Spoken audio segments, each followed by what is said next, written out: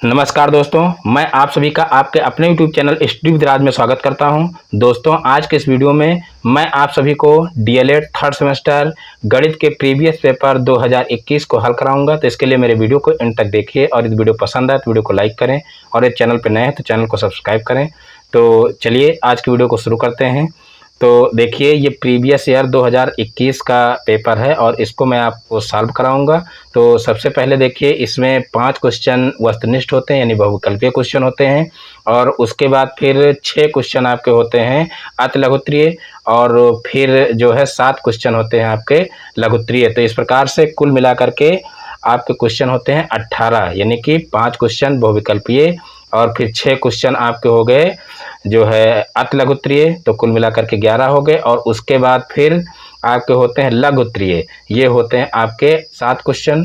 तो इस प्रकार से कुल मिलाकर के आपके 18 क्वेश्चन हो जाते हैं। तो यहाँ पर देखिए, हम सबसे पहले आप लोगों को बहुविकल्पीय क्वेश्चन सॉल्व कराऊंगा। तो देखिए, बहुविकल्पीय क्वेश्चन का जो पहला क्वेश्चन है वो है द्रव्यमानों 50 ग्राम और 1/2 किलोग्राम का अनुपात है, यानी कि ये द्रव्यमान दिए हुए हैं, एक है 50 ग्राम और एक है 1/2 किलोग्राम और इनका अनुपात हमको निकालना है। तो देखिए, अनुपात का मतलब है कि यहाँ पर इन दोनों का भाग ज्ञात करना, यानी कि जो 50 ग्राम है वो 1/2 किलोग्राम का कौन सा भाग है।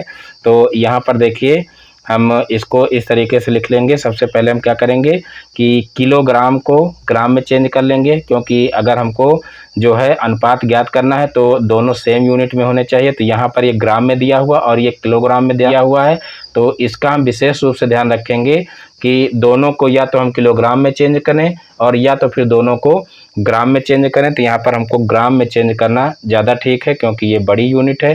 तो इसको हम ग्राम में चेंज करेंगे तो आसानी से हो जाएगा। तो यहाँ पर देखिए, ये 50 ग्राम है और ये जो है 1/2 किलोग्राम, यानी कि आप कह सकते हैं आधा किलोग्राम है। तो यहाँ पर देखिए, हम क्या करेंगे, यहाँ पर सबसे पहले लिख लेंगे 1 किलोग्राम बराबर 1 किलोग्राम बराबर, देखिए कितने ग्राम होते हैं, तो 1 किलोग्राम बराबर होते हैं 1000 ग्राम। और फिर यहाँ पर देखिए 1 किलोग्राम बराबर 1000 ग्राम हुआ तो 1/2 किलोग्राम, यानी कि आधा किलोग्राम बराबर कितना हो जाएगा, तो आधा किलोग्राम बराबर देखिए, जैसे यहाँ पर 1 किलोग्राम में 1000 ग्राम हुए तो इसका जब आधा किए तो इसका भी आधा कर देंगे, यानी कि आधा किलोग्राम में कितना होगा, तो 1000/2 कर देंगे। 1000/2 करेंगे तो ये हो जाएगा 500 ग्राम। तो इस प्रकार से 500 ग्राम आ जाएगा, यानी कि ये अब एक यूनिट में चेंज हो गए, ये भी ग्राम में हो गया और ये भी ग्राम में हो गया। अब हमको अनुपात ज्ञात करना है, तो हम अनुपात ज्ञात कर लेंगे। यहाँ पर देखिए, जो है पहला द्रव्यमान है 50 और दूसरा है देखिए 500, यानी कि 1/2 किलोग्राम है तो ये 500 है, तो इसका हम बटे 500 कर लेंगे और फिर इसको सरल कर लेंगे। तो यहाँ पर देखिए, सरल करेंगे तो 0 से 0 कैंसिल हो जाएगा और फिर देखिए 5 को काटेंगे, यानी कि इस 5 से इस 50 को काटेंगे तो यहाँ पर 5 एकम 5 और ये 5 दहम 50। तो कुल मिलाकर के देखिए क्या हो गया, 1/10। और इसको अनुपात के रूप में अगर लिखना चाहें तो ये हो जाएगा 1:10। तो इस प्रकार से यही इसका आंसर हो जाएगा, यानी कि इसमें देखिए कई ऑप्शन दिए हुए हैं। कई का मतलब देखिए कुल 4 ऑप्शन दिए रहते हैं, तो यहाँ पर चारों ऑप्शन में से आपको सही ऑप्शन चुनना है। तो यहाँ पर देखिए 100:1 दिया हुआ है तो ये गलत है। फिर यहाँ पर देखिए 50:2 दिया है, ये भी गलत है। फिर 1:10 दिया हुआ है तो ये देखिए 1:10 हमारा आ गया है और यहाँ पर 10:1 दिया है तो ये गलत है, यानी कि हमारा जो सा ऑप्शन है वो सही हो जाएगा 1:10। अब देखते हैं नेक्स्ट क्वेश्चन। तो बहुविकल्पीय प्रश्न जो हैं उनका जो नेक्स्ट क्वेश्चन है उसको देखते हैं। तो देखिए नेक्स्ट क्वेश्चन है क्वेश्चन नंबर 2। देखिए, अर्धवृत्त में स्थित कोण का मान होता है, अर्धवृत्त में स्थित कोण का मान होता है। तो देखिए, अर्धवृत्त का मतलब होता है जो आधा वृत्त हो, और यहाँ पर देखिए आप लोगों को चित्र के माध्यम से दिखाया भी गया है। तो देखिए, आपको क्वेश्चन में इस तरीके का चित्र बना हुआ नहीं मिलेगा, ये तो हम आप लोगों को समझाने के लिए बनाए हैं। तो यहाँ पर देखिए, अर्धवृत्त ये इस तरीके से बनेगा। अगर यहाँ पर इस तरीके से नीचे भी गोला कर दें तो ये पूरा वृत्त हो जाएगा। तो यहाँ पर कहा गया अर्धवृत्त में स्थित कोण का मान होता है, यानी कि अर्धवृत्त में स्थित कोण का मान कितना होता है। तो देखिए ये आपका हो जाएगा व्यास, क्योंकि जो अर्धवृत्त होता है वो व्यास पर बना होता है। और इसके द्वारा अगर यहाँ पर परिधि पर हम कोई कोण इस तरीके से बनाएं, जैसे यहाँ पर ये कोण एक हम बना रहे हैं इस तरीके से, तो यहाँ पर अगर ये कोण अगर हम नापें तो इसका मान होता है 90 डिग्री। तो ये आपका हो जाएगा 90 डिग्री। तो इसी तरीके से अगर इस इस व्यास के द्वारा अगर हम परिधि पर कोई भी कोण बनाएं, देखिए परिधि जो वृत्त होता है, वृत्त का जो ये भाग होता है किनारे वाला, ये पूरा परिधि कहलाता है। यानी कि वृत्त के किनारे किनारे हम कहीं पर भी अगर कोण को मिलाएंगे तो उसको परिधि पर बना कोण बोलेंगे।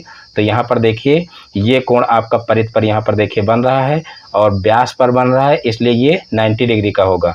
तो हम ये कह सकते हैं कि अर्धवृत्त में बना कोण समकोण होता है, या हम ये भी कह सकते हैं कि व्यास द्वारा परिधि पर बना कोई भी कोण होगा तो वो 90 डिग्री का ही होगा। तो यहाँ पर देखिए चाहे आप कोण इस तरीके से यहाँ पर बनाएं, चाहे कोण यहाँ पर बनाएं, चाहे कोण इस तरीके से यहाँ पर बनाएं और चाहे यहाँ पर बनाएं, लेकिन अगर व्यास के द्वारा परिधि पर बना कोण है तो वो 90 डिग्री का ही होगा। लेकिन अब यहाँ पर ध्यान ये देना है कि देखिए 90 डिग्री इसमें कहीं पर दिया नहीं है। तो यहाँ पर देखिए 80 डिग्री दिया हुआ है, यहाँ 60 डिग्री दिया हुआ है, यहाँ पर π/2 रेडियन दिया हुआ है और ये दिया हुआ है 150 डिग्री। तो यहाँ पर देखिए रेडियन में अगर हम मान ज्ञात करना होता है तो हम उसमें पाई का मान रखते हैं। तो यहाँ पर देखिए जो पाई है π/2 रेडियन दिया गया है, यानी कि कोई भी अगर कोण हमको रेडियन में निकालना है तो वहाँ पर जो है पाई में ही मान आता है और पाई का मान हमारा होता है 180 डिग्री। तो यहाँ पर देखिए पाई का मान 180 डिग्री होता है। तो यहाँ पर अगर पाई की जगह पर 180 डिग्री बटे 2 कर दिया जाए तो इसको सरल करेंगे तो 90 डिग्री आ जाएगा। तो इस प्रकार से रेडियन में मान इसका क्या हो जाएगा, π/2 हो जाएगा और यही ऑप्शन इसका सही हो जाएगा, यानी कि 90 डिग्री हमारा मान आएगा। तो इस प्रकार से ये क्वेश्चन भी हो जाएगा। तो यहाँ पर देखिए इसका सा ऑप्शन सही हो जाएगा। इसके पहले वाला जो था उसमें भी सा ऑप्शन सही आया था और इसका जो है क्वेश्चन नंबर 2 का भी सा ऑप्शन सही हो जाएगा। अब देखते हैं नेक्स्ट क्वेश्चन। तो देखिए नेक्स्ट क्वेश्चन है क्वेश्चन नंबर 3। तो देखिए क्वेश्चन नंबर 3 है, नीचे दिए गए खातों के प्रकार में कौन कौन से बैंक खाते पर बैंक ब्याज नहीं देता है। तो देखिए कुछ खातों के नाम यहाँ पर दिए गए हैं और इसमें कहा गया है कि कौन सा ऐसा खाता है जिस पर जो है बैंक ब्याज नहीं देता है। तो यहाँ पर देखिए पहला ऑप्शन है बचत खाता, दूसरा है सावधि जमा खाता और तीसरा है आवर्ती खाता और चौथा है चालू खाता। तो यहाँ पर देखिए जो चालू खाता होता है इसको करंट अकाउंट भी बोलते हैं। तो चालू खाता जो होता है उस पर जो है बैंक ब्याज नहीं देता है। तो इसको आप लोग क्लियर कर लीजिएगा। तो यहाँ पर देखिए द नंबर जो है ये इसका सही हो जाएगा। जो करंट अकाउंट होता है यानी चालू खाता होता है तो उस पर जो है बैंक ब्याज नहीं देता है। तो इसको एक बार आप लोग ज़रूर क्लियर करके जाना। ऐसा क्वेश्चन जो है पूछा जाता है, कई बार परीक्षाओं में पूछा गया है। तो जो चालू खाता होता है बैंक उस पर जो है ब्याज नहीं देता है। तो यहाँ पर इसका जो द ऑप्शन है वो सही हो जाएगा। अब क्वेश्चन नंबर 4 देखते हैं। तो देखिए क्वेश्चन नंबर 4 है, यदि ए बराबर दिया हुआ है, देखिए समुच्चय के अंदर दिया हुआ 1 2 3 5 9, यानी कि ए के समुच्चय क्या है, ए का समुच्चय है देखिए 1 2 3 5 9। तो इस प्रकार से ए समुच्चय के ये अवयव हो जाएंगे तथा बी समुच्चय के अवयव देखे हैं 2 3 5 7 8 हों तो ए माइनस बी समुच्चय होगा। तो यानी कि यहाँ पर देखिए ए के समुच्चय ये हो गए, यानी कि जो ए है समुच्चय ए के अवयव ये हो गए और समुच्चय बी के अवयव ये हो गए। और अब ए माइनस बी का समुच्चय जो है ज्ञात करना है, यानी कि ए माइनस बी के कौन कौन से एलिमेंट होंगे ये हमको निकालना है। तो मैं आप लोगों को बता दूं कि यहाँ पर देखिए ए माइनस बी कैसे ज्ञात करते हैं। तो यहाँ पर ए के जितने भी एलिमेंट हैं यानी कि ए के जितने भी अवयव हैं उनको हम क्या करेंगे, बी के अवयव से मिलान करेंगे और जो ए और बी दोनों में मैच कर रहे हैं उनको हम काट देंगे और उसके बाद जो बचेंगे वही ए माइनस बी के अवयव हो जाएंगे। यानी कि कुल मिलाकर के ए के अवयव में से बी के अवयव घटाना है और बी में जो बचेंगे उनसे हमारा कोई मतलब नहीं है, ये विशेष रूप से ध्यान रखेंगे। जैसे यहाँ पर देखिए एक इसमें है, इसमें एक नहीं है, तो यहाँ पर एक नहीं घटेगा, यानी कि एक यहाँ पर बच जाएगा। फिर 2 इसमें मैच कर रहा है, फिर 3 इसमें मैच कर रहा है, फिर 5 इसमें मैच कर रहा है और फिर 9 देखिए इसमें है, इसमें नहीं है। तो कुल मिलाकर के हमारे 2, 3 और 5 इसमें से मैच कर रहे हैं, बाकी 1 और 9 मैच नहीं कर रहा। तो हमारा जो a माइनस बी का समुच्चय होगा उसके एलिमेंट 1 और 9 हो जाएंगे। लेकिन यहाँ पर देखिए इसमें भी 7 और 8 बच रहा, तो इसमें आप लोग कंफ्यूज ना होना, इससे हमारा कोई मतलब नहीं है। हम केवल निकाल रहे हैं a माइनस बी, यानी कि a के एलिमेंट में से b के एलिमेंट हमको घटाना है और काटते जाना है। जो इसके एलिमेंट इसमें से घटेंगे वो कट जाएंगे, जो नहीं घटेंगे यानी कि इसमें नहीं है तो वो इसमें से नहीं कटेंगे और वही लास्ट में शेष बच जाएंगे। तो इस प्रकार से जो a माइनस बी के एलिमेंट होंगे वो क्या होंगे, तो वो हो जाएंगे 1 और 9। इस तरीके से आपको करना है, a माइनस बी बराबर a की एलिमेंट हो जाएंगे। तो a के एलिमेंट देखिए क्या है, 1, 2, 3 और फिर 5 और 9 और फिर बीच में माइनस लगाएंगे और फिर b के एलिमेंट हैं 2, 3, 5, 7 और 8। अब यहाँ पर देखिए a माइनस बी बराबर, तो देखिए यहाँ पर a माइनस बी के एलिमेंट क्या हो जाएंगे, तो यहाँ पर देखिए एक यहाँ पर बच रहा है, यानी कि 2 से 2 देखिए घट जा रहा है, उसके बाद 3 से 3 घट जा रहा है और फिर 5 से 5 घट जाएगा। तो यहाँ पर केवल 1 बचा और 9 बचा। तो यहाँ पर देखिए a माइनस बी के एलिमेंट हो जाएंगे 1, 9। तो यहाँ पर देखिए जो ऑप्शन दिए गए हैं उसमें देख लीजिए, ये ऑप्शन मैच नहीं कर रहा है। फिर देखिए दूसरा ऑप्शन ये वाला मैच कर रहा है 1, 9, यानी कि a माइनस बी के एलिमेंट हो जाएंगे 1, 9। तो ये इसका समुच्चय जो है वो सही हो जाएगा। यहाँ पर देखिए 7, 8 भी दिया गया है, तो कुछ लोग कंफ्यूज हो जाते हैं क्योंकि यहाँ पर इसमें देखिए 7 और 8 बच रहा है, तो इसमें कंफ्यूज हो जाते हैं। तो यहाँ पर जिस तरीके से बताए हैं कि इसमें से इसको घटाना है, तो हम क्या करेंगे, इसमें के जितने एलिमेंट इसमें मिल रहे हैं वो काटते चले जाएंगे, फिर जो इसमें बचें वो लिखना है। जो इसमें बचें यानी कि बी वाले में जो बचें उससे हमारा कोई मतलब नहीं है। अब नेक्स्ट क्वेश्चन देखते हैं, ये हमारा आंसर हो जाएगा। उसके बाद फिर नेक्स्ट क्वेश्चन देखते हैं।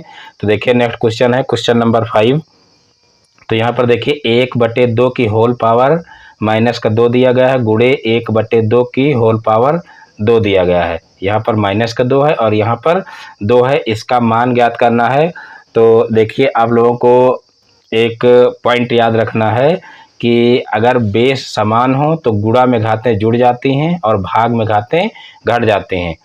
तो यहाँ पर देखिए जो बेस मतलब होता है आधार और पावर मतलब होता है घात, ये आप लोग जानते ही होंगे। तो यहाँ पर देखिए बेस समान यानी कि आधार अगर समान हो तो यहाँ पर देखिए 1/2 यहाँ पर भी है, यहाँ पर भी 1/2, तो आधार समान है। तो जब आधार समान हो तो गुणा में घातें जुड़ जाती हैं और भाग में घातें घट जाती हैं। तो यहाँ पर भाग की बात नहीं, यहाँ पर तो गुणा की बात है, तो गुणा में घातें जुड़ जाती हैं। तो यहाँ पर देखिए हम इसी तरीके से लिख लेंगे 1/2 और यहाँ पर देखिए इसकी पावर में दिया हुआ -2, तो यहाँ पर -2 लिखेंगे और फिर जुड़ती हैं घातें। तो यहाँ पर ये देखिए 2 दिया हुआ है और ये प्लस का है, तो यहाँ पर प्लस का 2 हो जाएगा। अगर माइनस का 2 होता तो फिर हम यहाँ पर माइनस का 2 लिखते, यानी कि हम प्लस करके माइनस का 2 लिखते, तब भी हमारा बाद में माइनस ही हो जाता। तो यहाँ पर अगर घातें माइनस में हो तो माइनस में ही रहती हैं, लेकिन उनको जोड़ते हैं। और यहाँ पर देखिए अब माइनस का 2 हो गया और प्लस का 2 हो गया। अब अगर पावर को देखिए जोड़ेंगे तो यहाँ पर ये आपस में घट जाएंगे, क्योंकि प्लस माइनस आपस में घटते हैं और चिन्ह बड़ी संख्या का लगता है। तो यहाँ पर कोई संख्या बड़ी और छोटी तो है नहीं, बराबर हैं, तो ये दोनों घट जाएंगी। और जब ये दोनों आपस में घट जाएंगी तो इसके पावर में बचेगा 0, यानी कि 1/2 की होल पावर 0। और ये बहुत ही इम्पॉर्टेंट पॉइंट है कि अगर किसी संख्या की पावर में 0 हो तो उसका मान 1 हो जाता है। ये आप लोग विशेष रूप से ध्यान रखना। इसी जो है प्रश्न पत्र में 2 क्वेश्चन इससे संबंधित आए हैं। अभी आगे आप लोगों को और मिलेगा एक क्वेश्चन, और एक क्वेश्चन ये हो गया। इसी प्रश्न पत्र में आपको इससे संबंधित 2 क्वेश्चन मिल रहे हैं। तो इसी प्रकार से अन्य पेपर्स में भी आपको इससे संबंधित क्वेश्चन देखने को मिल सकते हैं। तो यहाँ पर देखिए जब पावर में 0 हो तो यहाँ पर देखिए जब पावर में 0 हो तो 1 हो जाता है, ये आप लोगों को विशेष रूप से ध्यान रखना है। और यहाँ पर देखिए घटा करके 0 आ रहा है, यानी कि यहाँ पर बेस में चाहे जो कुछ हो उससे हमारा मतलब नहीं, अगर पावर उसके 0 आ रही तो उसका मान 1 हो जाता है। तो ये हमारा एक आंसर हो जाएगा, यानी कि इसका जो ऑप्शन है देखिए बा ऑप्शन, ये सत्य हो जाएगा, क्योंकि इसमें 0 आ रहा है, इसमें 1/2 आ रहा है, इसमें 2 आ रहा है, तो जो बा नंबर है ये सही हो जाएगा। अब देखते हैं नेक्स्ट क्वेश्चन। तो देखिए नेक्स्ट क्वेश्चन जो है वो अतिलघुत्तरीय प्रश्न है, और अतिलघुत्तरीय प्रश्न का जो 6वां नंबर है देख लीजिए, यानी कि 6 नंबर का क्वेश्चन जो है वो देख लीजिए। तो यहाँ पर देखिए लॉग दिया हुआ है, लॉग 0.09, और यहाँ पर देखिए आधार में 3 दिया हुआ है, तो यहाँ पर इसका मान हमको ज्ञात करना है। तो यहाँ पर देखिए क्या हो जाएगा, लॉग दिया हुआ है 0.3 की पावर 0.09, यानी कि लॉग 0.09 दिया हुआ है, और फिर आधार में दिया हुआ है 0.3, इसका मान हम कैसे ज्ञात करेंगे। तो यहाँ पर देखिए इसको इस तरीके से लिख सकते हैं log 0.3, और यहाँ पर इसको हम लिख सकते हैं देखिए 0.3 की होल पावर 2, यहाँ पर देखिए 0.3 की होल पावर 2, यानी कि 0.3 का स्क्वायर कर सकते हैं, क्योंकि यहाँ पर देखिए 0.09 है, और इसका अगर हम इसको स्क्वायर के रूप में इस तरीके से लिखेंगे, यानी कि 0.3 गुणे 0.3 करेंगे तो 3 त्रिक 9, यानी कि 9 आएगा, लेकिन यहाँ पर 2 अंकों के बाद दशमलव, तो यहाँ पर 1 0 बढ़ा करके तब दशमलव लगाएंगे, यानी कि 0.09 को यहाँ पर जो है 0.3 का स्क्वायर लिखा जा सकता है। तो इस प्रकार से यहाँ पर स्क्वायर करके लिख दिए हैं। देखिए जब log m की पावर n दिया हो तो n log m हो जाता है, तो उसी आधार पर यहाँ पर देखिए जो पावर है वो आगे आ जाएगी, तो यहाँ पर हो जाएगा 2 log और फिर 0.3 की पावर 0.3 हो जाएगा, यानी कि यहाँ पर ये यहाँ पर बच जाएगा और पावर आगे आ जाएगी। अब यहाँ पर जब घात और आधार जो है वो दोनों बराबर हो जाएं तो यहाँ पर इसका मान 1 हो जाता है, यानी कि 2 × 1 कर देंगे, और दोनों का जब गुणा करेंगे तो यहाँ पर हो जाएगा 2। तो इस प्रकार से 2 इसका आंसर आ जाएगा। तो इस प्रकार से ये क्वेश्चन भी सॉल्व हो जाएगा। अब देखते हैं नेक्स्ट क्वेश्चन। तो देखिए नेक्स्ट क्वेश्चन है क्वेश्चन नंबर 7। तो देखिए क्वेश्चन नंबर 7 है a की power a minus B into X की पावर b माइनस सी और फिर इंटू एक्स की पावर c माइनस a का मान ज्ञात करो। तो यहाँ पर भी देखिए जो अभी एक क्वेश्चन आप लोगों को बता दिए हैं कि गुणा में घातें जुड़ जाती हैं अगर बेस समान हो, तो यहाँ पर भी देखिए बेस समान है तो यहाँ पर गुणा में घातें जुड़ेंगी। तो यहाँ पर देखिए लिखा हुआ है एक्स की पावर a माइनस बी और इंटू एक्स की पावर b माइनस सी इंटू एक्स की power c minus a।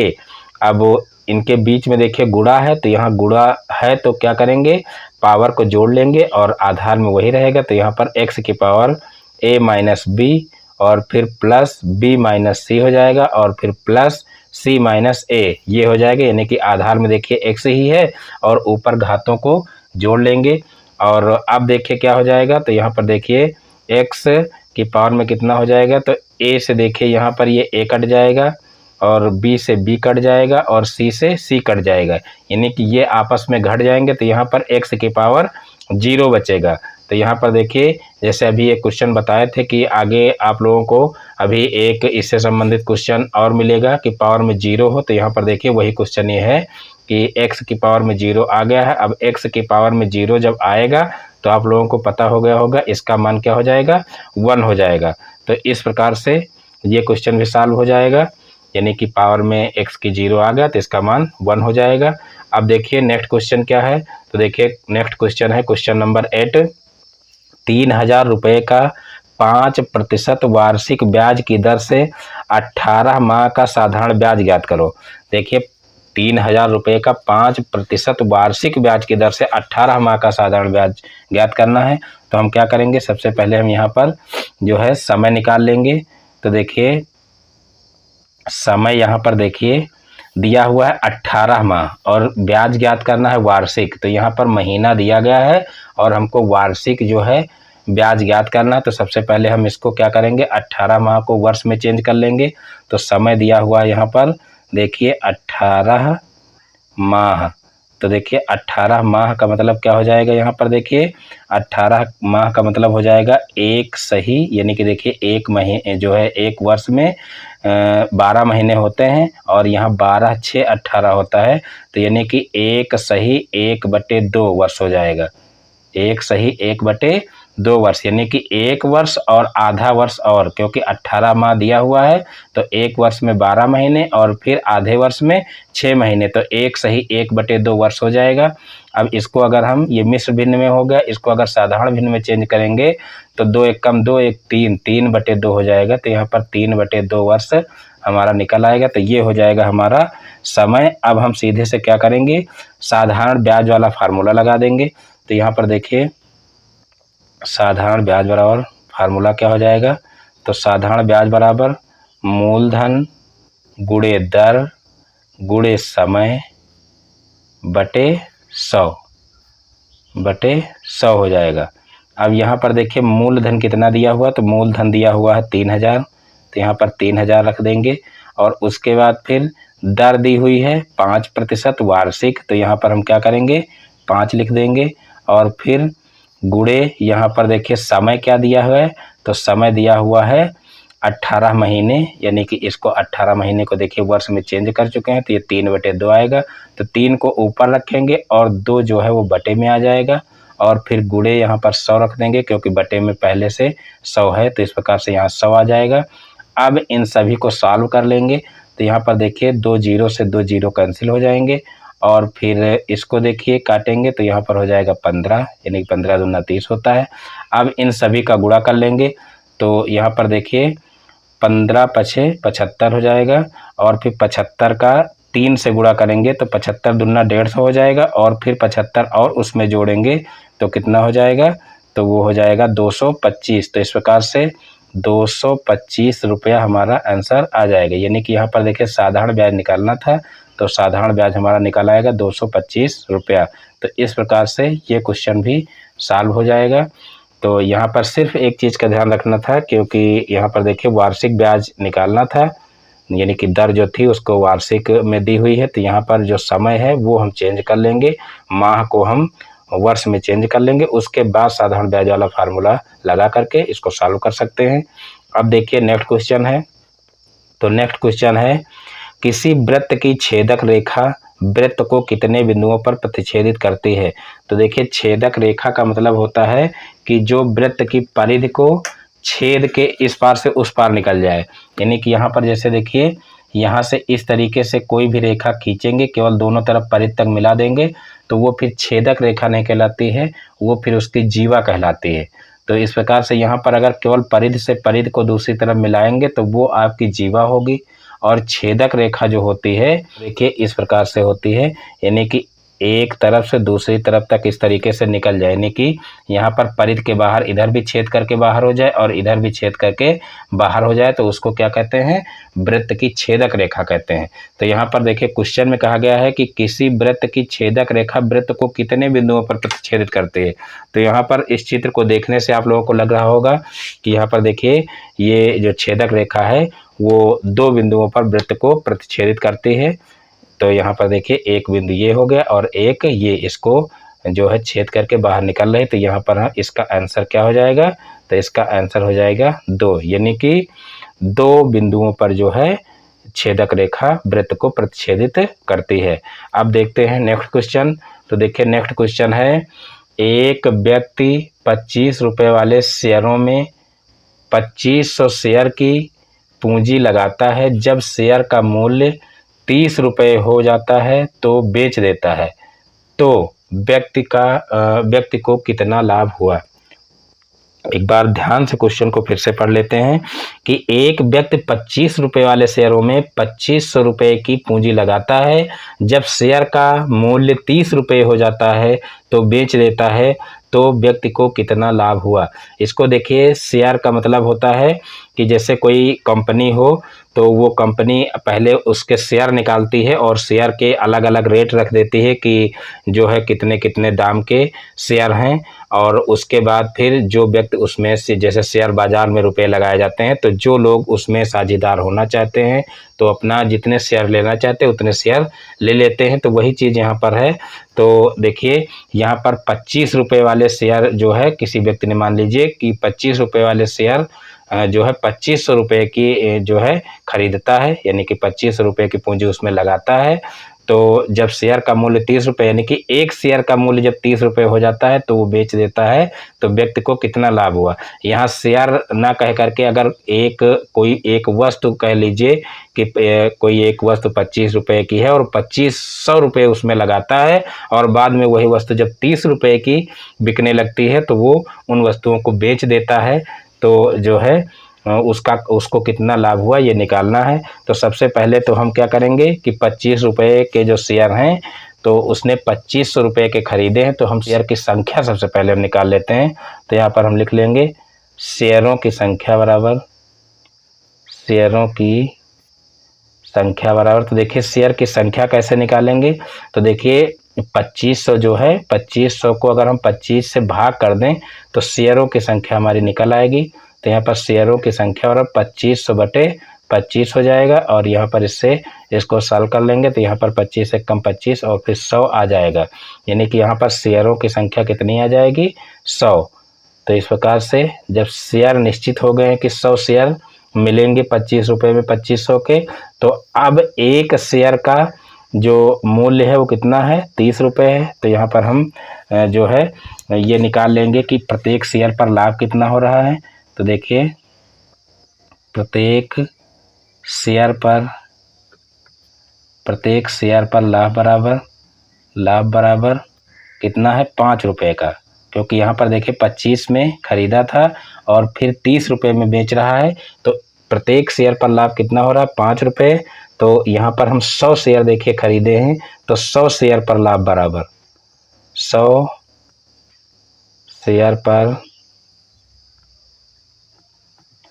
Share पर लाभ बराबर, तो देखिए 100 पर लाभ कितना हो जाएगा, तो 100 गुणे 5 हो जाएगा, और फिर यहाँ पर 100 से गुणा करेंगे 5 का तो हो जाएगा 500। तो इस प्रकार से 500 हमारा आंसर आ जाएगा, यानी कि उसको कुल कितना लाभ हुआ, तो 500 रुपये का कुल लाभ हुआ। तो इस प्रकार से ये क्वेश्चन भी हल हो जाएगा। अब देखते हैं नेक्स्ट क्वेश्चन। तो देखिए नेक्स्ट क्वेश्चन है क्वेश्चन नंबर 11। वृत्त का केंद्र O है, यदि कोण APB 30 डिग्री है तो कोण AOB होगा। यहाँ पर देखिए कहा गया है कि वृत्त का केंद्र O है, यानी कि ये एक वृत्त दिया हुआ है, इसका केंद्र O है, और कोण APB यानी कि APB ये वाला जो कोण है वो दिया हुआ है 30 डिग्री। तो कोण AOB यानी कि AOB ये वाला कोण हमको क्या करना है, निकालना है।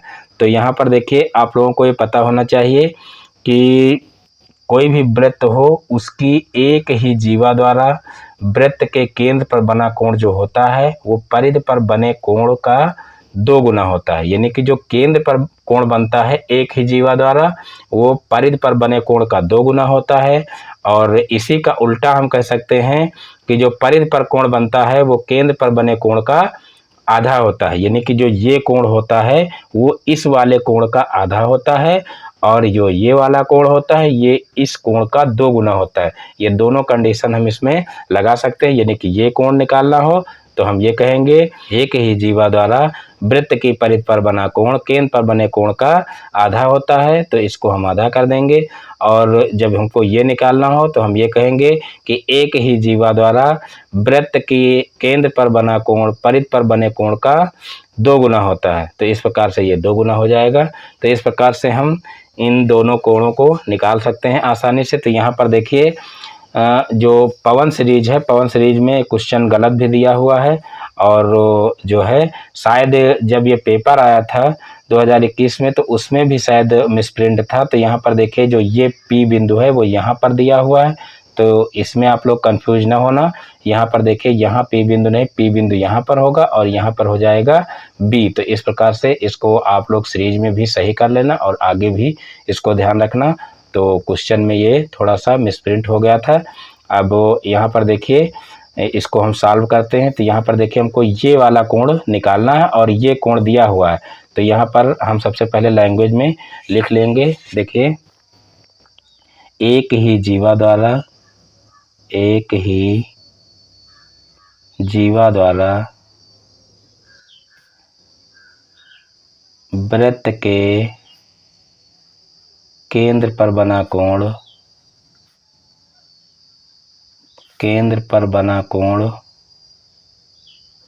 परिधि पर बने कोण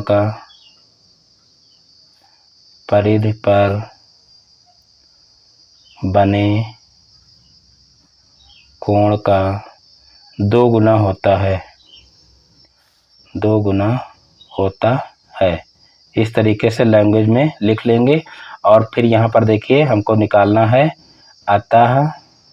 अतः कोण AOB निकालना है। तो ये हो जाएगा कोण 2 इंटू कोण APB, इस तरीके से लिख लेंगे। अब यहाँ पर देखिए AOB हमको निकालना है, तो इसको हम ऐसे ही लिखा रहने देंगे और 2 इंटू APB। तो देखिए APB पहले से दिया हुआ 30 डिग्री, तो यहाँ पर इसकी जगह पर 30 डिग्री लिख लेंगे। अब यहाँ पर हो जाएगा कोण AOB बराबर 3 दूनी 6, यानी कि यहाँ पर 30 दूना 60 हो जाएगा। तो इस प्रकार से 60 डिग्री इसका आंसर आ जाएगा, यानी कि ये आपका 30 डिग्री है तो ये 60 डिग्री हो जाएगा। और अगर ये 60 दिया होता तो इसका आधा कर देते तो ये 30 हो जाता। तो इस प्रकार से चाहे जैसे दिया जाए, अगर इन दो कोणों में संबंध दिया जाता है, यानी कि कोण एक केंद्र का दिया जाता है तो आप परिधि का भी निकाल सकते हो। अगर परिधि का कोण दिया जाता है तो केंद्र का भी कोण निकाल सकते हो। सिर्फ आपको इतना पता होना चाहिए कि एक ही जीवा द्वारा, वो जीवा चाहे जहाँ पर बनी हो, एक ही जीवा द्वारा, देखिए इसी के द्वारा यहाँ पर केंद्र पर बन रहा है कोण और इसी के द्वारा यहाँ पर देखिए परिधि पर बन रहा है। तो ये आप लोग ध्यान देना कि एक ही जीवा द्वारा अगर कोण बन रहा है तो इसमें यही संबंध होगा कि एक ही जीवा द्वारा केंद्र पर बना कोण परिधि पर बने कोण का 2 गुना होता है और परिधि पर बना कोण केंद्र पर बने कोण का आधा होता है। ये दोनों कंडीशन लगा करके आप क्वेश्चन को सॉल्व कर सकते हैं। अब देखते हैं नेक्स्ट क्वेश्चन। तो देखिए नेक्स्ट क्वेश्चन है, अब देखिए यहाँ पर लघु उत्तरीय प्रश्न शुरू हो गए हैं। तो लघु उत्तरीय प्रश्नों में जो पहला क्वेश्चन है, क्वेश्चन नंबर 12, तो देखिए दिया हुआ है, दिए गए चित्र में O वृत्त का केंद्र है, चक्रीय चतुर्भुज ABCD में कोण ADC बराबर 100 डिग्री हो तो कोण BAC का मान ज्ञात करो।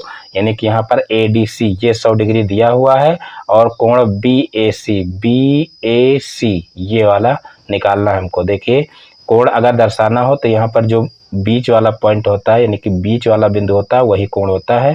तो यहाँ पर देखिए संकेत के लिए दिया जाता है BAC, यानी कि बीच में इसको रखा गया, यानी कि ये कोण है। अगर BAD कहा जाए तो ये पूरा कोण माना जाएगा, लेकिन अब BAC कहा जाता तो ये इतना कोण माना जाएगा। तो देखिए यहाँ पर सबसे पहले जो है हम समझ लेते हैं चक्रीय चतुर्भुज क्या होता है। तो देखिए चक्रीय चतुर्भुज जो वृत्त के अंदर बना हो, यानी कि वृत्त के अंदर और उसके जो चारों शीर्ष हैं वो वृत्त की परिधि पर पड़े तो उसको चक्रीय चतुर्भुज कहते हैं। यानी कि अगर कोई वृत्त है और वृत्त के अंदर कोई चतुर्भुज बना है और उस चतुर्भुज के चारों शीर्ष, यानी कि जैसे A, B, C और D, ये चारों शीर्ष जो है वो वृत्त की अगर परिधि पर पड़ रहे हैं तो उस चतुर्भुज को चक्रीय चतुर्भुज कहते हैं। तो यहाँ पर देखिए चक्रीय चतुर्भुज की कुछ कंडीशन होती हैं, वो कंडीशन आपको याद रखना है। चक्रीय चतुर्भुज के जो सम्मुख कोण होते हैं उनका योग 180 डिग्री होता है और ये यहाँ पर देखिए लगेगा भी। तो इसी से हम इसको सॉल्व करेंगे। और यहाँ पर दूसरी एक कंडीशन लगेगी कि वृत्त के व्यास द्वारा परिधि पर बना कोण 90 डिग्री होता है। वृत्त के व्यास द्वारा वृत्त की परिधि पर बना कोण 90 डिग्री होता है, या इसको दूसरी भाषा में भी कह सकते हैं कि अर्धवृत्त में बना कोण समकोण होता है। यानी कि यहाँ पर देखिए ये व्यास है अगर तो आधा वृत्त नीचे हो गया, आधा वृत्त ऊपर हो गया, और इस जो है आधे वृत्त में देखिए यहाँ पर व्यास के द्वारा ये कोण बन रहा है। तो यहाँ पर जो ये कोण होगा C, यानी कि ACB, ये कोण जो होगा ये 90 डिग्री का होगा। तो यहाँ पर दो तरीके से इसको कह सकते हैं कि अर्धवृत्त में बना कोण समकोण होता है, और एक दूसरी लैंग्वेज में कह सकते हैं कि व्यास द्वारा परिधि पर बना कोण समकोण होता है। तो यहाँ पर ये कोण हमारा 90 डिग्री का हो जाएगा। और दूसरी जो कंडीशन बताए हैं कि चक्रीय चतुर्भुज के सम्मुख कोणों का योग 180 डिग्री होता है। तो यहाँ पर सम्मुख कोण देखिए, जैसे ये कोण और ये कोण सम्मुख कोण हुए, तो यहाँ पर ये 100 डिग्री है, तो ये कितना हो जाएगा, तो ये 80 डिग्री हो जाएगा, क्योंकि दोनों का योग 180 डिग्री होता है। तो यहाँ पर ये 100 दिया है, तो ये 80 डिग्री हो जाएगा। तो अब हमको निकालना क्या है, BAC यानी कि ये वाला निकालना है। तो हमको देखिए ये दोनों कोण तो पता हो जाएंगे आसानी से, और फिर इसको हम बाद में निकालेंगे। तो सबसे पहले हम निकाल लेते हैं। देखिए चक्रीय चतुर्भुज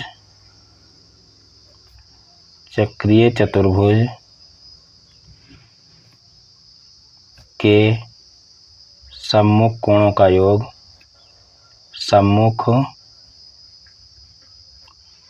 कोणों का योग बराबर कितना होता है, 180 डिग्री। तो यहाँ पर देखिए हम जो है कोण ADC का सम्मुख कोण क्या हो जाएगा, कोण ABC बराबर हो जाएगा 180 डिग्री। और यहाँ पर देखिए ADC यहाँ पर 100 डिग्री दिया हुआ है, तो इसकी जगह पर 100 डिग्री लिख देंगे। यहाँ पर देखिए दिया हुआ है, और कोण ABC बराबर हो जाएगा 180 डिग्री। अब यहाँ पर कोण C यहाँ पर छोड़ गया, C लिख लीजिए। तो कोण ABC बराबर कितना हो जाएगा, तो 180 माइनस हो जाएगा आपका 100 डिग्री।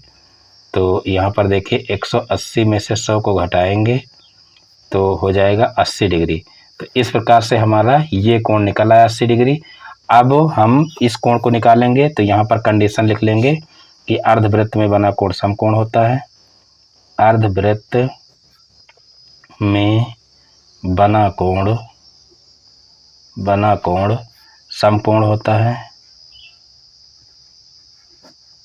समकोण होता है। तो यहाँ पर देखिए कोण ACB बराबर कितना हो जाएगा, 90 डिग्री का हो जाएगा। तो इस प्रकार से दो कोण निकल आए हैं।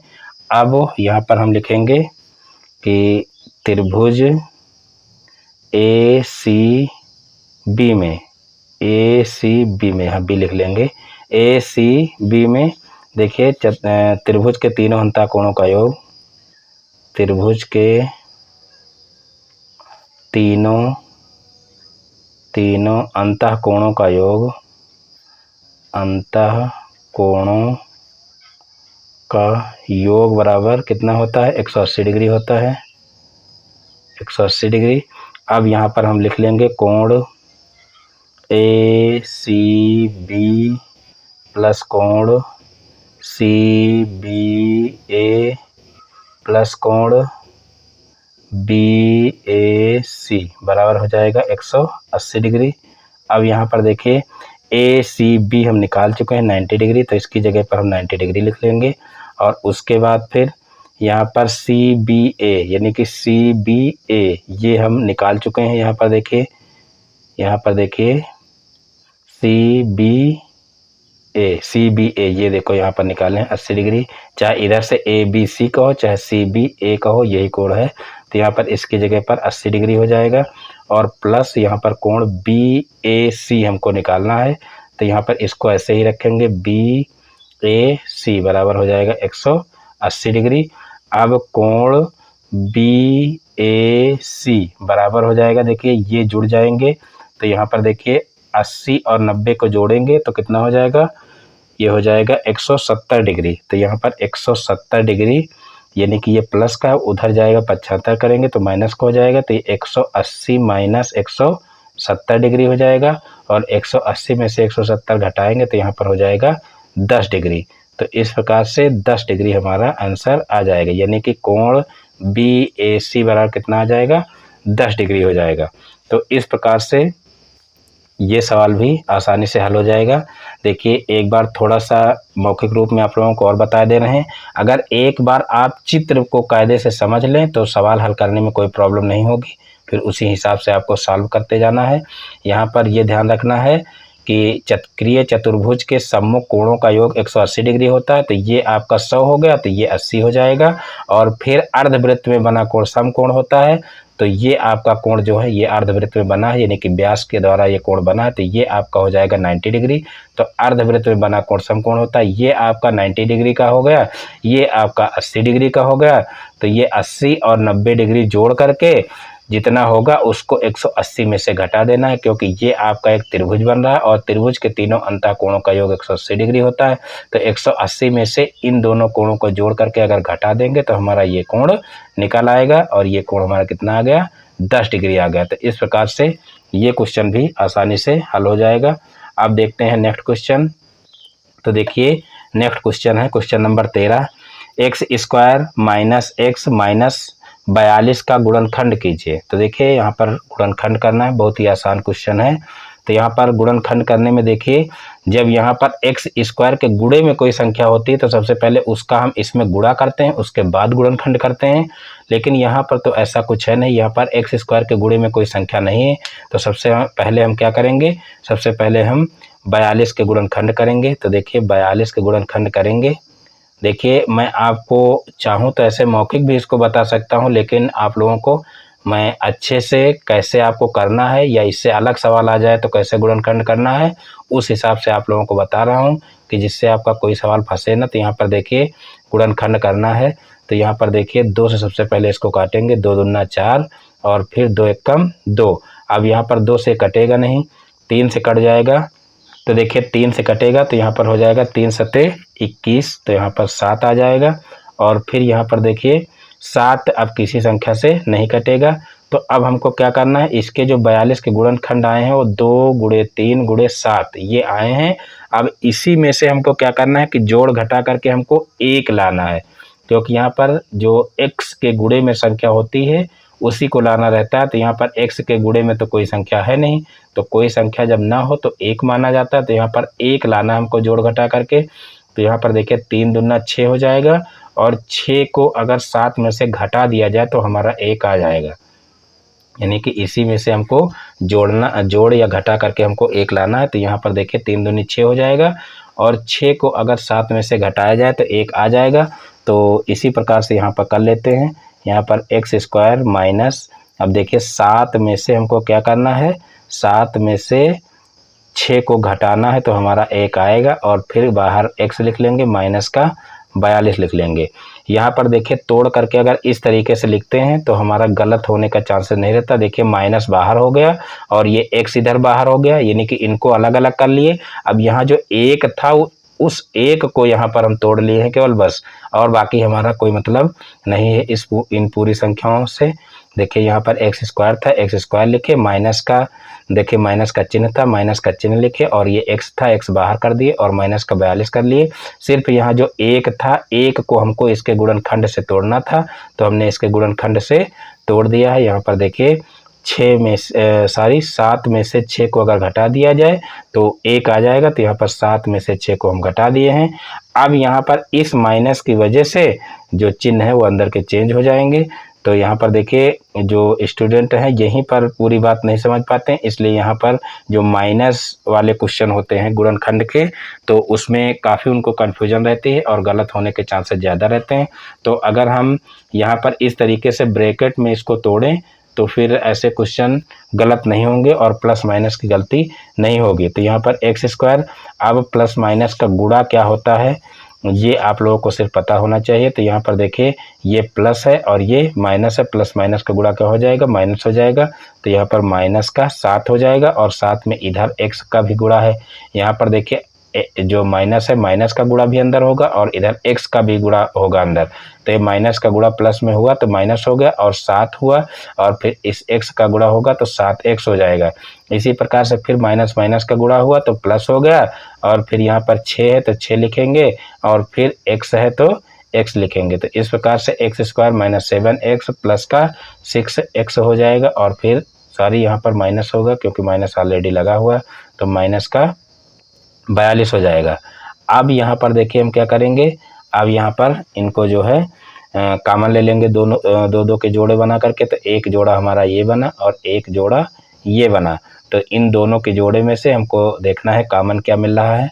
तो यहाँ पर देखिए इन दोनों में x कॉमन मिल रहा है, तो यहाँ से x कॉमन लेंगे तो x माइनस 7 हो जाएगा। और फिर यहाँ पर देखिए क्या कॉमन मिल रहा है, तो यहाँ पर 6 कॉमन मिल रहा है और यहाँ से फिर x बचा और फिर 6 सत्ते 42 होता है, तो माइनस का 7 बचा। अब इस प्रकार से यहाँ पर देखिए इन दोनों ब्रैकेट में सेम संख्या आ रही हैं, और अगर गुणनखंड कर रहे हो तो सेम संख्या आनी भी चाहिए। अगर यहाँ पर सेम संख्या नहीं आ रही तो समझो हमने कहीं पर गुणनखंड गलत कर दिया है। अगर सेम संख्या आ रही तो समझो हम गुणनखंड सही कर रहे हैं। तो यहाँ पर देखिए x माइनस 7 आ गया, यानी कि ये गुणनखंड सही है। तो यहाँ पर x माइनस 7 हो गया और फिर जो बच रहा उसको लिख लेंगे। तो यहाँ पर देखिए x बचा और यहाँ पर बचा प्लस का 6, तो यहाँ पर प्लस का 6 लिख लेंगे। तो इस प्रकार से इसके गुणनखंड हो जाएंगे x माइनस 7 एक ब्रैकेट में और एक ब्रैकेट में x प्लस 6। तो इस प्रकार से ये क्वेश्चन भी सॉल्व हो जाएगा। अब देखते हैं नेक्स्ट क्वेश्चन। तो देखिए नेक्स्ट क्वेश्चन है क्वेश्चन नंबर 14। 1000 रुपये का 10% वार्षिक ब्याज की दर से 1 वर्ष का चक्रवृद्धि ब्याज ज्ञात करें यदि ब्याज छमाही चक्रवृद्धि देय है। देखिए अभी जो है ब्याज से संबंधित ही एक क्वेश्चन इसी में आप लोगों को सॉल्व करा चुके हैं, लेकिन वहाँ पर क्या था, वहाँ पर साधारण ब्याज ज्ञात करना था और अब यहाँ पर जो है चक्रवृद्धि ब्याज ज्ञात करना है। तो चक्रवृद्धि ब्याज और साधारण ब्याज में अंतर है, आप लोगों को पहले से पता होगा। यानी कि चक्रवृद्धि ब्याज जो होता है वो ब्याज पर भी ब्याज लगने लगता है, तो उसी को चक्रवृद्धि ब्याज कहते हैं। तो यहाँ पर देखिए यहाँ पर हमको क्या करना है, चक्रवृद्धि ब्याज निकालना है। तो सबसे पहले हम क्या करेंगे, यहाँ पर देखिए दर दी हुई है 10% वार्षिक ब्याज की दर से 1 वर्ष का चक्रवृद्धि ब्याज ज्ञात करना है यदि ब्याज छमाही चक्रवृद्धि दे है, यानी कि छमाही अगर देना हो। तो यहाँ पर देखिए वार्षिक ब्याज की दर दी गई है, इसको हमको छमाही में चेंज करनी है। तो सबसे पहले हम दर को बदल लेंगे। तो यहाँ पर देखिए जो है R बराबर दिया हुआ है 10% वार्षिक, 10% वार्षिक। तो देखिए 10% वार्षिक दिया है, लेकिन हमको जो है ब्याज क्या करना है, छमाही देना है। तो छमाही देना, तो यहाँ पर 1 वर्ष में कितने छमाही होते हैं, तो 1 वर्ष में 2 छमाही होते हैं। तो यहाँ पर देखिए हम क्या करेंगे, यहाँ पर जो है वार्षिक दिया हुआ तो इसको बटे में 2 कर लेंगे। तो यहाँ पर जो है क्या हो जाएगा, यहाँ पर 5% हो जाएगा छमाही। तो इस प्रकार से देखिए ये आपका जो था ये वार्षिक था और ये आपका हो जाएगा छमाही। तो इस प्रकार से ये छमाही दर हो जाएगी। अब यहाँ पर जो है क्या करेंगे, अब यहाँ पर समय को भी छमाही में चेंज कर लेंगे, क्योंकि यहाँ पर देखिए 1 वर्ष का समय दिया हुआ है। तो यहाँ पर समय को देखिए n से लिखते हैं। तो यहाँ पर n बराबर कितना हो जाएगा, 1 वर्ष, और इसको छमाही में चेंज करना है। तो छमाही इसमें कितनी होंगी, तो 1 वर्ष में 2 छमाही होती हैं। तो यहाँ पर 2 छमाही लिख लेंगे। तो इस प्रकार से देखिए यहाँ पर देखिए 10% वार्षिक बराबर 10/2 लिखा, तो यहाँ पर बराबर ना लगाइए, इस तरीके से एरो लगा दीजिए, क्योंकि इसके बराबर ये नहीं हो सकता है। यहाँ पर देखिए ये वार्षिक दिया था, अब इसको हम जो है अर्धवार्षिक में चेंज किए हैं, तो इसलिए यानी कि छमाही में चेंज किए हैं। तो यहाँ पर 10/2 हो गया। तो ये आपका जो है 5% छमाही में अब चेंज हो चुका है। अब हमको क्या करना है, अब हमको निकालना है, सबसे पहले देखिए हम चक्रवृद्धि मिश्र धन निकाल लेंगे और उसके बाद फिर ब्याज निकलेगा। तो यहाँ पर चक्रवृद्धि मिश्र धन का डायरेक्ट फार्मूला लगा देंगे। तो इसका देखिए फार्मूला होता है A बराबर P और फिर ब्रैकेट में 1 + R/100⁴ ये फार्मूला होता है।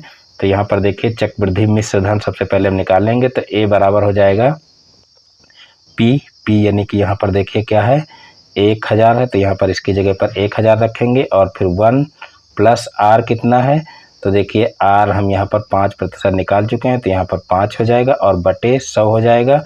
और फिर समय यहाँ पर देखिए 2 निकल आया, क्योंकि छमाही दे है इसलिए यहाँ पर पावर में 2 रखेंगे। अब A बराबर हो जाएगा देखिए 1000 और फिर यहाँ पर देखिए 105 यहाँ पर हो जाएगा, बटे में 100 हो जाएगा और फिर होल पावर 2 हो जाएगा। अब A बराबर यहाँ पर 1000 गुणे 105/100 हो जाएगा और गुणे 105/100 हो जाएगा। और अब हम क्या करेंगे, अब इसको हम सरल कर लेंगे। तो यहाँ पर देखिए ये 3 0 से ये 3 जीरो कैंसिल हो जाएंगे, यानी कि यहाँ पर 1000 का काम खत्म हो गया है। अब यहाँ पर बटे में 10 बचा है, तो यहाँ पर बटे में 10 है, इसको हम सरल करेंगे तो यहाँ पर देखिए 5 दूना 10 हो जाएगा और यहाँ पर 5 दूना 10 और 5 एकम 5 हो जाएगा। अब यहाँ पर इसका गुणा इसमें कर लेंगे और फिर जो है 2 से भाग कर लेंगे। तो यहाँ पर देखिए इसका गुणा जब हम इससे करेंगे तो देखिए कितना आएगा, यहाँ पर हो जाएगा 21 का 21, 21 दूनी 42, 21 तिया 63, 21 को 84 और 21 पंचे 105, यानी कि 21 पंचे 105 ही होगा। तो यहाँ पर 105 का 5 लिखेंगे और फिर यहाँ पर 10 बचेगा, तो 21 एकम 21 और फिर 10 उसमें और जोड़ेंगे तो हो जाएगा कितना 31, यानी कि 315 आ जाएगा। देखिए यहाँ पर गुणा करने में थोड़ा सा गलती हो गई है, क्योंकि यहाँ पर देखिए 105 गुणे 3 करेंगे तो 315 हो जाएगा, यहाँ पर जबकि 21 से गुणा करना था।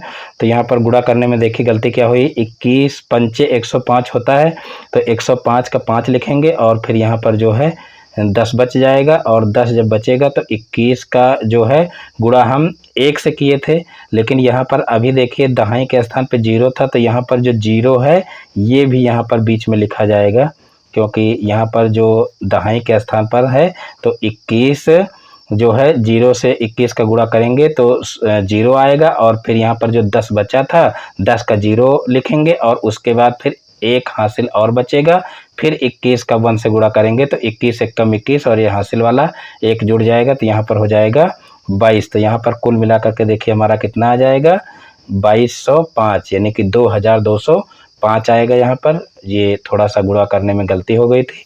अब यहाँ पर देखिए 2205 आया है और बटे में यहाँ पर कितना है 2 है, तो इसको सॉल्व कर लेंगे 2205 बटे 2। अब इसका अगर हम भाग करेंगे 2 से तो देखिए 2 एकम 2 हो जाएगा, फिर 2 एकम 2 हो जाएगा और फिर 0 है तो 0 लिखेंगे और फिर 2 दूना 4 हो जाएगा और फिर यहाँ पर बचेगा 1, तो यहाँ पर पॉइंट लगाएंगे और 0 बढ़ाएंगे तो 10 हो जाएगा, 2 पंचे 10, यानी कि हमारा जो मिश्र धन है वो मिश्र धन कितना आ जाएगा, तो ये आ जाएगा 1102.5।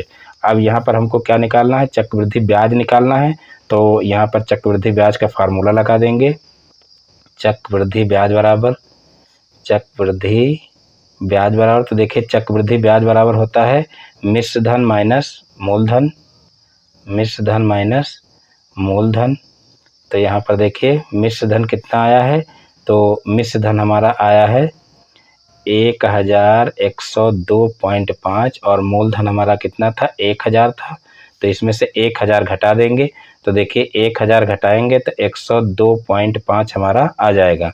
तो इस प्रकार से 102.5 रुपया ही इसका चक्रवृद्धि ब्याज हो जाएगा। तो इस प्रकार से ये क्वेश्चन भी आसानी से सॉल्व हो जाएगा। अब देखते हैं नेक्स्ट क्वेश्चन। तो देखिए नेक्स्ट क्वेश्चन है क्वेश्चन नंबर 15। देखिए किसी कक्षा के छात्रों की लंबाई का आंकड़ा निम्न है, यानी कि यहाँ पर नीचे जो है लंबाई का आंकड़ा दिया गया है और छात्रों की माध्य ऊंचाई ज्ञात करना है। तो यहाँ पर देखिए ऊंचाई सेंटीमीटर में दी गई है और छात्रों की संख्या दी गई है। तो यहाँ पर देखिए ऊंचाई को x से लिखेंगे और छात्रों की संख्या को f से लिखेंगे। यहाँ पर देखिए गड़बड़ हो गया था, यहाँ f हो गया था और यहाँ पर x हो गया था, जबकि ये बारंबारता है इसको f से लिखते f बार फ्रिक्वेंसी हो जाता है। तो यहाँ पर देखिए ये आपके पद दिए हुए हैं, यानी कि ऊंचाई दी है, तो यहाँ पर ये x हो जाएगा और ये छात्रों की संख्या हो जाएगी और इसको f से प्रदर्शित करेंगे और फिर fx यहाँ पर ज्ञात करना है, यानी कि इसका और इसका f और x का गुणा करना है। तो यहाँ पर देखिए 110 दिया हुआ है पहले से, इसका 3 से गुणा करेंगे तो 330 हो जाएगा, फिर 120 का 4 से गुणा करेंगे तो 480 हो जाएगा, फिर 130 का 3 से करेंगे तो 390 हो जाएगा, फिर 140 का 6 से करेंगे तो 840 हो जाएगा, फिर 150 का 4 से करेंगे तो ये 600 हो जाएगा। अब यहाँ पर हमको क्या करना है, इन सभी का योग ज्ञात करना है, क्योंकि यहाँ पर सिग्मा एफ का मतलब है यहाँ पर जो एफ दिया हुआ है इसका योग ज्ञात करना है और यहाँ पर सिग्मा एफ एक्स का मतलब एफ एक्स जितना आया है इसको योग करना है, यानी कि कुल योग इसका कितना होगा। तो यहाँ पर देखिए 6 4 10 और 10 3 13 और 13 और 4 17 और 17 3 20 हो जाएगा, यानी कि यहाँ पर हमारा सिग्मा एफ जो है वो कितना आ जाएगा 20 आ जाएगा। और फिर सिग्मा एफ एक्स ज्ञात करना, तो यहाँ पर देखिए सबसे लास्ट में 0 हो जाएगा। और फिर यहाँ पर देखिए 8 3 11 हो जाएगा, और 11 और 9 20 हो जाएगा, 20 4 24 हो जाएगा, 24 का यहाँ पर 4 हो जाएगा। और फिर यहाँ पर देखिए 4 3 7 हो जाएगा, और 7 3 10 हो जाएगा, 10 8 18 हो जाएगा, और 18 और 6 24 हो जाएगा, और 24 और हासिल वाला 2 26 हो जाएगा, यानी कि यहाँ पर 2640 हो जाएगा। अब हमको निकालना क्या है, हमको जो है माध्य ज्ञात करना है। तो यहाँ पर हम समांतर माध्य का फार्मूला लगा देंगे। तो यहाँ पर देखिए समांतर माध्य का फार्मूला क्या होता है, समांतर माध्य बराबर, तो देखिए समांतर माध्य बराबर फार्मूला होता है सिग्मा एफ एक्स अपान सिग्मा एफ। तो सिग्मा एफ एक्स देखिए क्या है, तो सिग्मा एफ एक्स है 2640 और बटे सिग्मा एफ है 20। अब इसको जो है सरल कर लेंगे। तो यहाँ पर देखिए 0 से 0 कैंसिल हो जाएगा, और फिर 2 से इसको भाग करेंगे, 2 1 कम 2, 2 3 6, 2 दूना 4, यानी कि यहाँ पर आ जाएगा 132। तो इस प्रकार से समांतर माध्य इसका कितना आ जाएगा 132 आ जाएगा। तो इस प्रकार से ये क्वेश्चन भी आसानी से सॉल्व हो जाएगा। अब देखते हैं नेक्स्ट क्वेश्चन। तो देखिए नेक्स्ट क्वेश्चन है क्वेश्चन नंबर 16। देखिए 25 की पावर माइनस का 3 दिया हुआ है, गुणे 1/8 गुणे 3 की पावर -3 दिया हुआ है, गुणे 4/3 की पावर -2 दिया गया है, गुणे 100 को सरल करो। इसको सरल करना है तो बहुत ही आसान क्वेश्चन है। देखिए जब पावर माइनस में हो तो उसको क्या करते हैं कि प्लट लेते हैं, यानी कि जैसे 25 दिया हुआ तो 1/25 कर लेंगे और उसकी होल पावर 3 कर लेंगे। और जैसे यहाँ पर 3 दिया हुआ है और पावर में -3 दिया हुआ, तो इसको 1/3 की पावर 3 कर लेंगे। और जैसे यहाँ पर 4/3 की पावर -2 दिया है तो इसको पलट लेंगे तो 3/4 की पावर 2 हो जाएगा। यानी कि सबसे पहले जितनी भी पावर माइनस में दी गई हैं इनको सभी को प्लस में चेंज करेंगे, और प्लस में चेंज करने के लिए संख्याओं को क्या करते हैं पलट देते हैं, यानी कि जो गुणे में है वो भाग में चली जाएगी और जो भाग में है वो गुणे में चली जाएगी। तो यहाँ पर देखिए 25 की पावर जो है 3 दिया हुआ, तो इसको अगर हम 1/25 लिख लें और इसकी पावर में 3 कर दें तो ये सही रहेगा। फिर गुणे यहाँ पर 1/8 हो जाएगा, फिर गुणे वही काम यहाँ पर कर लेंगे, 1/3 की पावर 3 हो जाएगा, और फिर गुणे यहाँ पर हो जाएगा 3/4 की होल पावर 2, यानी कि यहाँ पर केवल संख्याएं पलट लेंगे, और गुणे यहाँ पर हो जाएगा 100।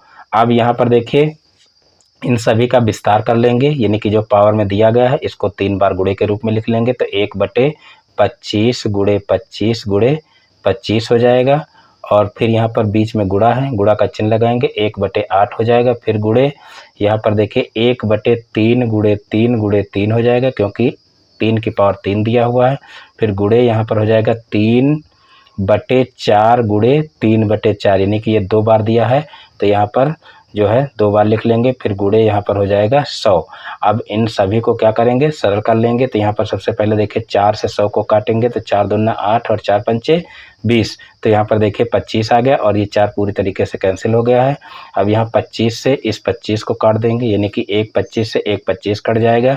फिर इन 3 को काट देंगे, यानी कि 2 बार 3 ऊपर है तो 2 बार नीचे 3 कट जाएगा। और फिर यहाँ पर देखिए ऊपर अब कोई संख्या नहीं बची हुई है और नीचे अभी संख्याएं बची हुई हैं, तो उनको सबसे पहले हम अलग लिख लेंगे। तो देखिए क्या क्या बचा है, 1/, यहाँ पर देखिए 1/, अब 25 गुणे 25 बचा है। तो यहाँ पर 25 गुणे 25 कितना हो जाएगा, तो ये हो जाएगा आपका 25 गुणे 25 से ये हो जाएगा आपका 625 लिख लेंगे। और फिर गुणे यहाँ पर बचा 8 3 24 हो जाएगा यहाँ पर, तो 1/8 3 24 यानी कि 1/24 हो जाएगा। फिर गुणे अभी 1/4 और बचा है यहाँ पर देखिए, तो 1/4 लिख लेंगे। अब इन सभी का गुणा कर लेंगे। तो यहाँ पर देखिए गुणा करेंगे तो यहाँ पर देखिए 4 चौक 16, 16 का 6 हो गया, और फिर 4 दूनी 8 और 1 9, यानी कि 96 हो गया। और फिर 96 का हमको क्या करना है 625 से गुणा करना है। तो यहाँ पर 625 से गुणा कर लेंगे। तो यहाँ पर देखिए 6 पंचे 30, 30 का 0 हो जाएगा, और 6 दूनी 12, 1 13 14 15 यानी कि 5 हो जाएगा। और फिर 6 6 36 और 36 1 37 हो जाएगा।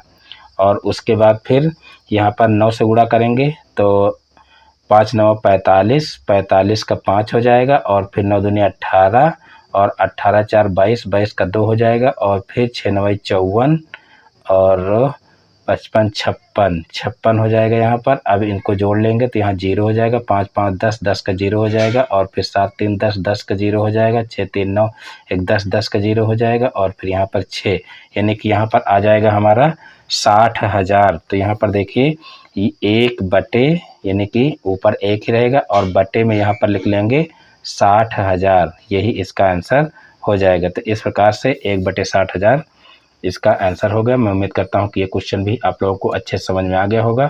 अब देखते हैं नेक्स्ट क्वेश्चन। क्वेश्चन नंबर 17 है, एक कार 30 किलोमीटर प्रति घंटा की चाल से कोई दूरी 3 घंटे में तय करती है। उसी दूरी को दूसरी कार जिसकी चाल 40 किलोमीटर प्रति घंटा है कितने समय में तय करेगी। तो देखिए एक कार है वो 30 किलोमीटर प्रति घंटा की चाल से चलती है, और जो दूरी दी गई है उस दूरी को 3 घंटे में तय करती है। तो यहाँ पर देखिए दिया हुआ है, चाल दी हुई है, चाल बराबर दी हुई है कितना, 30 किलोमीटर, 30 किलोमीटर प्रति घंटा, और उसके बाद फिर समय दिया हुआ है, समय बराबर दिया हुआ है 3 घंटा, समय दिया हुआ है 3 घंटा। तो यहाँ पर हमको क्या करना है, सबसे पहले दूरी निकालना है। तो यहाँ पर फार्मूला लगा देंगे, चाल बराबर दूरी बटे समय, चाल बराबर दूरी बटे समय। तो यहाँ पर चाल देखिए कितनी दी हुई है, तो ये दी हुई है 30, और दूरी कितनी दी गई है तो वो हमको निकालनी है, दूरी दी नहीं गई है, और बटे में समय दिया हुआ 3 घंटे। अब हम इसको क्या करेंगे, दूरी को निकाल लेंगे।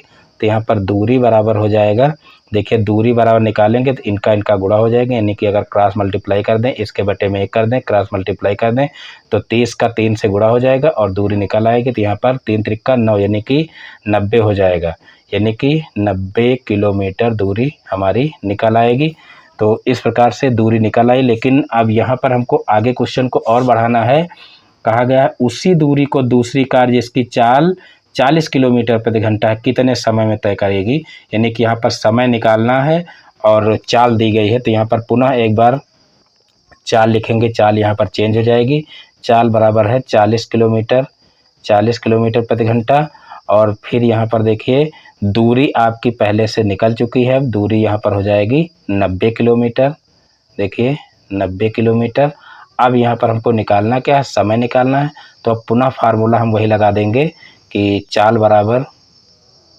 बराबर दूरी बटे समय, चाल बराबर दूरी बटे समय। तो यहाँ पर देखिए चाल कितनी है, तो पहले से दी हुई है 40, और फिर बराबर दूरी यहाँ पर भी दी हुई है, देखिए 90 पहले से निकाल चुके हैं, और समय नहीं दिया गया है तो समय को नीचे ऐसे ही लिख लेंगे क्योंकि समय निकालना है। अब यहाँ पर देखिए हम क्या करेंगे, यहाँ पर इसके बटे में 1 लिख करके क्रॉस मल्टीप्लाई इस तरीके से करेंगे। तो यहाँ पर हो जाएगा 40 गुणे समय बराबर हो जाएगा 90। और अब हम क्या करेंगे, इस 40 को बटे में ले जाएंगे। तो यहाँ पर हो जाएगा समय बराबर 90 बटे 40। अब 0 से 0 कैंसिल हो जाएगा, यानी कि यहाँ पर आ जाएगा हमारा 9 बटे 4। अब 9 बटे 4 को क्या करेंगे, 4 से 9 को भाग देंगे। तो यहाँ पर हो जाएगा 4 दूना 8, और 4 दूना 8, और फिर यहाँ पर बचा 1, तो 2 सही 1 बटे 4 हमारा आ जाएगा। और ये समय आएगा आपका घंटे में। तो देखिए ये 2 सही का मतलब 2 घंटा तो पूरा आया, लेकिन 1 बटे 4 घंटे का मतलब हुआ कि 1 घंटे के अगर 4 भाग करो तो हमारा आएगा 15 मिनट, अगर इसको मिनट में चेंज कर दें। तो इस प्रकार से इसको हम इस तरीके से भी लिख सकते हैं कि समय बराबर यहाँ पर 2 सही 1 बटे 4 घंटा आया, पहले इसको घंटे में लिख लीजिए, और इसको अगर हम मिनट में भी लिखें तो यहाँ पर हो जाएगा 2 घंटा 15 मिनट। तो इस प्रकार से यहाँ पर 2 घंटे 15 मिनट आंसर आ जाएगा। यहाँ पर एक बार पुनः समझ लीजिए, देखिए 2 सही 1 बटे 4 घंटा आया, तो 2 सही का मतलब 2 घंटे तो यहाँ पर आया ही, और फिर 1 बटे 4 घंटा का मतलब है 1 घंटे के 4 भाग करोगे तो 15 मिनट आएगा। तो वही 15 मिनट यहाँ पर दे दिया गया है, 2 घंटा 15 मिनट का समय लगेगा। तो इस प्रकार से ये क्वेश्चन भी सॉल्व हो जाएगा। अब देखते हैं नेक्स्ट क्वेश्चन। तो देखिए नेक्स्ट क्वेश्चन है क्वेश्चन नंबर 18। तो देखिए क्वेश्चन नंबर 18 दिया गया है, x की पावर 3 माइनस x का गुणनखंड कीजिए। बहुत ही आसान क्वेश्चन है और गुणनखंड का क्वेश्चन है ये। तो यहाँ पर देखिए x की पावर 3 माइनस x का गुणनखंड करना है। तो यहाँ पर देखिए जैसे ही पावर में 3 देखते हैं लोग तो थोड़ा सा घबरा सा जाते हैं और उसको करने की कोशिश नहीं करते हैं। जबकि हमेशा देखिए अगर गुणनखंड करना है तो हमेशा उसमें देखिए कि जो पद दिए हैं उसमें कुछ कॉमन तो नहीं मिल रहा है। यानी कि अगर क्वेश्चन आपको देखने में कठिन लग रहा है, स्क्वायर नहीं वहाँ पर कुछ क्यूब दिख रहा है, आपको लगता है कि ये क्वेश्चन कुछ कठिन दिया हुआ, तो उसमें सबसे पहले आप चेक करिए कि कहीं पर कुछ कॉमन तो नहीं मिल रहा है। अगर कॉमन मिल रहा हो तो जैसे ही आप कॉमन लेंगे उसके बाद आपकी समझ में तुरंत आ जाएगा कि अब आगे इसको हमको सॉल्व कैसे करना है। तो यहाँ पर देखिए इन दोनों में x कॉमन मिल रहा है। तो यहाँ पर देखिए सबसे पहले लिखेंगे x क्यूब माइनस एक्स। अब यहाँ से देखिए x कॉमन लेंगे तो यहाँ से बचेगा देखिए एक्स स्क्वायर और माइनस का 1। अब इसको देखिए हम लिख सकते हैं x और फिर यहाँ पर देखिए एक्स स्क्वायर और इधर 1 का स्क्वायर भी लिख सकते हैं। यानी कि यहाँ पर देखिए एक्स स्क्वायर है ही और यहाँ पर 1 लिखा, 1 को स्क्वायर के रूप में भी लिख सकते हैं। और जब स्क्वायर के रूप में लिखेंगे तो यहाँ पर एक फार्मूला बन रहा है ए स्क्वायर माइनस बी स्क्वायर। तो यहाँ पर ए स्क्वायर माइनस बी स्क्वायर का फार्मूला लगाएंगे तो ये फार्मूला होता है, अगर मान लो ए स्क्वायर माइनस बी स्क्वायर दिया हुआ तो उसका फार्मूला होता है ए प्लस बी ए माइनस बी। तो यहाँ पर देखिए एक ब्रैकेट में हो जाएगा x प्लस 1 और दूसरे ब्रैकेट में हो जाएगा x माइनस 1। तो इस प्रकार से ये क्वेश्चन भी हल हो जाएगा। अब ये प्रश्न पत्र का सबसे लास्ट क्वेश्चन था, क्वेश्चन नंबर 18। मैं उम्मीद करता हूँ कि इस पेपर के सारे क्वेश्चन आप लोगों को अच्छे से समझ में आ गए होंगे। दोस्तों यदि हमारा वीडियो पसंद आया तो वीडियो को लाइक करें और इस चैनल पर नए हैं तो चैनल को सब्सक्राइब करें। फिर मिलते हैं अपने नेक्स्ट वीडियो में एक नए टॉपिक के साथ में। तब तक के लिए जय हिंद, वंदे मातरम।